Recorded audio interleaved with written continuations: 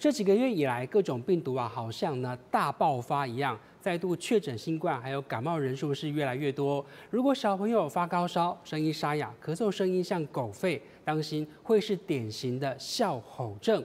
因为病毒会透过飞沫传染，感染到喉头，那么声带附近产生水肿的情形，造成声音沙哑。这咳嗽的声音是又低又沉重，好像老人咳，又像狗吠，所以才会叫做哮吼，而且通常好发在3岁以下的幼儿身上，在晚上会特别大声，症状还会反反复复，大约是3到5天的时间。舒缓的方法除了吃药之外，还可以让这个喉头来保湿。医师就建议挂几条湿毛巾在房间里头，可以增加空气当中的湿度。1岁半的李小妹妹在小儿加护病房里治疗，因为很不舒服，翻来覆去。因为被同住家人感染流感，引发了严重的哮吼症。这个严重度有点太高了哈，他咳嗽会变得有点好像狗在叫的声音，就是很粗糙的一种声音啊。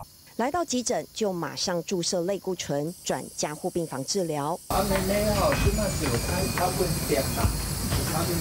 呼吸急促，然后都会中午过后，他不肯进食，也不肯喝水、吃饭。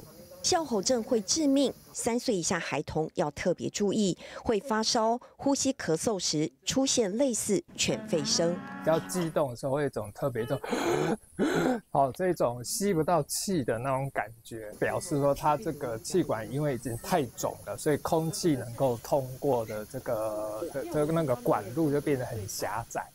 初期症状可能跟感冒类似，但留意呼吸和咳嗽时有异常的怪声，要立刻就医。大爱新闻将据李月为、杨俊廷台中报道。